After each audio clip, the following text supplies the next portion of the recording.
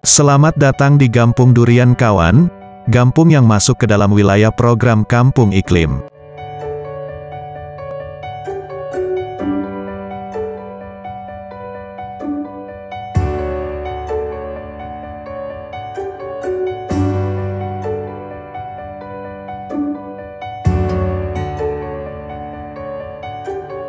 Luas wilayah Gampung Durian kawan kurang lebih 804,5 hektar dengan batas geografis sebelah utara dengan Gampong Alai, sebelah selatan dengan Gampong Sapik, sebelah barat dengan Sungai Klut dan sebelah timur berbatasan dengan Gunung Pucuk Lembang.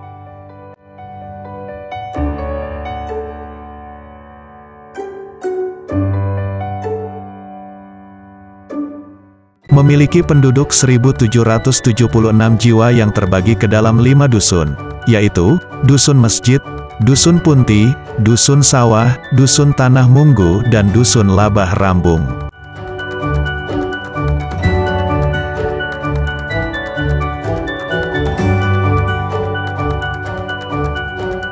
Program Kampung Iklim, Proklim, adalah program berlingkup nasional yang dikelola oleh Kementerian Lingkungan Hidup dan Kehutanan dalam rangka meningkatkan keterlibatan masyarakat dan pemangku kepentingan lain, untuk melakukan penguatan kapasitas adaptasi terhadap dampak perubahan iklim dan penurunan emisi GRK serta memberikan pengakuan terhadap upaya adaptasi dan mitigasi perubahan iklim, yang telah dilakukan yang dapat meningkatkan kesejahteraan di tingkat lokal sesuai dengan kondisi wilayah, di mana di dalamnya terkandung komponen utama, syarat pengusulan, penilaian dan kategori Proklim.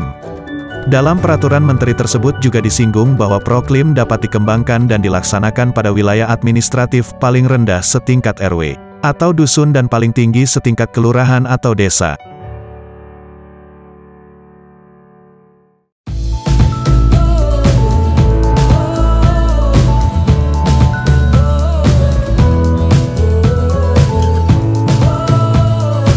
Adapun program Kampung Iklim, Proklim, di antaranya, pengelolaan kehutanan atau hutan adat, sumber air bersih, penggunaan lahan gambut, penggunaan lahan tanpa bakar, penggunaan sampah di TPS 3R dan kerajinan rumah tangga.